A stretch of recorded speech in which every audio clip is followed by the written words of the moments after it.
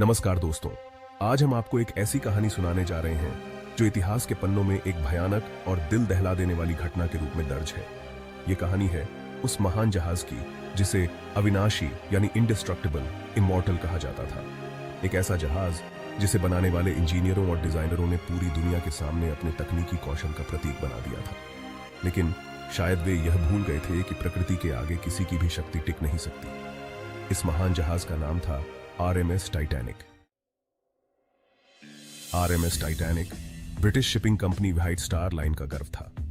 Titanic का निर्माण 1909 में ब्रिटेन के बेलफास्ट में स्थित हरलैंड एंड वोल्फ शिपयार्ड में शुरू हुआ। 882 फीट लंबा और 175 फीट ऊंचा यह जहाज अपनी विलासिता और भव्यता के लिए दुनिया भर में मशहूर था। इसे बनाने में 3 साल लगे थे और इसमें 15,000 से अधिक मजदूरों ने कड़ी मेहनत की थी। टाइटैनिक को केवल एक यात्रा जहाज के रूप में नहीं बल्कि तकनीकी चमत्कार के रूप में देखा गया।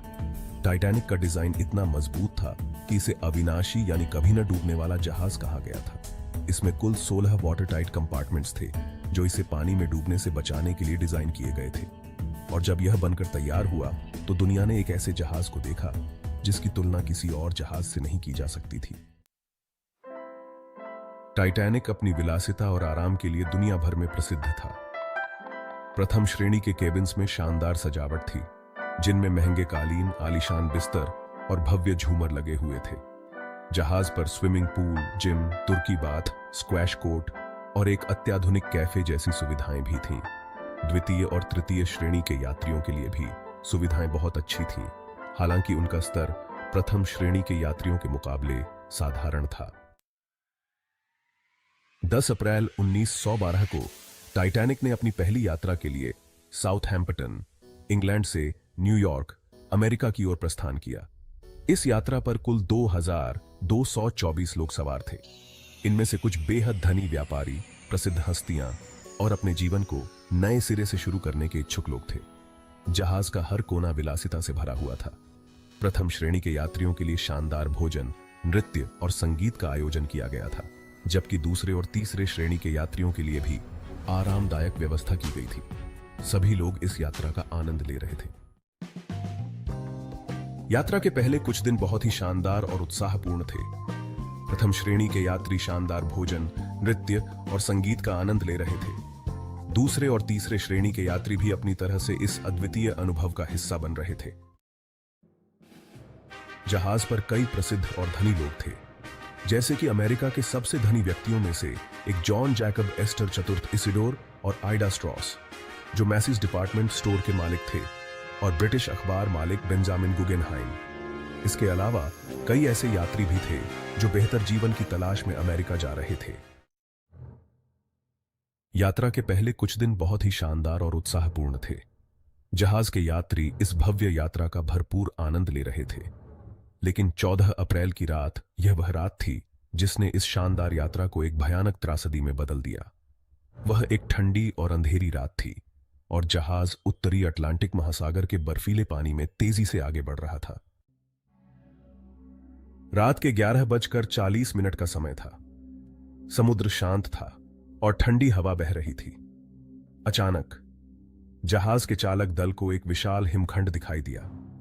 उन्होंने तुरंत जहाज को मोड़ने की कोशिश की, लेकिन टाइटैनिक का विशाल आकार उसे तेजी से मोड़ने में असमर्थ था। जहाज का दाहिना हिस्सा हिमखंड से टकरा गया, जिससे जहाज के निचले हिस्से में पानी भरने लगा। यह टक्कर इतनी जबरदस्त थी कि टाइटैनिक के कई वाटर टाइट कंपार्टमेंट्स में पानी भरने लगा। जहाज के डिजाइन के अनुसार यह 4 कंपार्टमेंट्स तक सुरक्षित था, लेकिन 5वां कंपार्टमेंट भी पानी में डूबने लगा और यह स्पष्ट हो गया कि जहाज अब डूबने से नहीं बच सकता। जहाज पर मौजूद अधिकारियों और क्रू मेंबर्स को जल्द ही एहसास हो गया कि स्थिति कितनी गंभीर है। उन्होंने तुरंत सभी यात्रियों को लाइफ बोट्स में सवार करने का आदेश दिया, लेकिन जहाज पर कुल 20 लाइफ बोट्स थीं, जो कि सभी यात्रियों के लिए पर्याप्त नहीं थीं।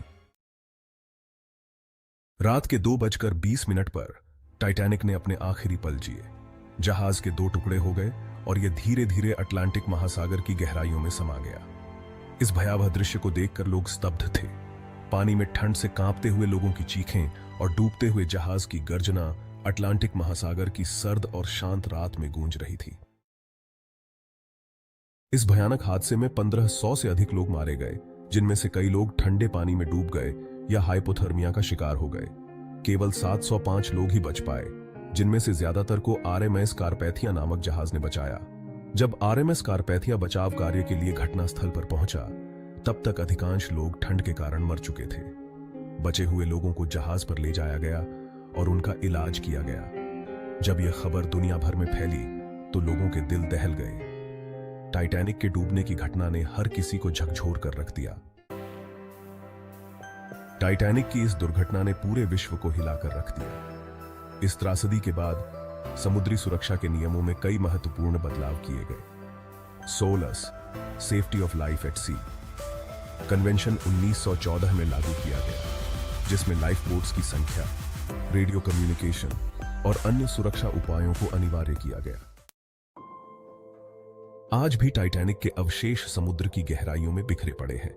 70 से अधिक वर्षों तक टाइटैनिक के अवशेष एक रहस्य बने रहे, लेकिन 1985 में समुद्री खोजकर्ता रॉबर्ट बैलार्ड और उनकी टीम ने टाइटैनिक के अवशेषों को 12,500 फीट की गहराई में खोज निकाला।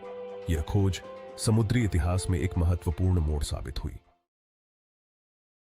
आज टाइटैनिक के अवशेष अटलांटिक महासागर के तल पर बिखरे हुए हैं। जहाज के 2 बड़े टुकड़े और उसके आसपास फैला मलबा उस हादसे की दर्दनाक कहानी बयां करते हैं। टूटे हुए डेक्स, बिखरी हुई चिमनियां और यात्रियों के निजी सामान, ये सभी चीजें टाइटैनिक के भव्य इतिहास और उसके अंत की याद दिलाती हैं।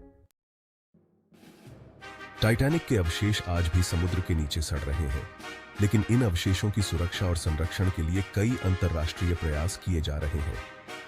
टाइटैनिक न केवल एक जहाज था, बल्कि वह उन सैकड़ों लोगों की यादों का प्रतीक भी है, जिन्होंने उस भयानक रात में अपनी जान गंवाई थी। टाइटैनिक की यह कहानी हमें यह सिखाती है कि चाहे हम कितनी भी उन्नति कर लें, चाहे हम कितनी भी तकनीकी प्रगति कर लें, प्रकृति के सामने हम हमेशा छोटे ही रहेंगे। तो दोस्तों, ये थी आरएमएस टाइटैनिक की कहानी। अगर आपको ये वीडियो पसंद आई हो तो इसे लाइक करें, शेयर करें और हमारे चैनल को सब्सक्राइब करें, ताकि आप ऐसी ही और भी रोमांचक कहानियों का आनंद ले सकें। नीचे कमेंट्स में आप अपने विचार जरूर साझा करें। धन्यवाद।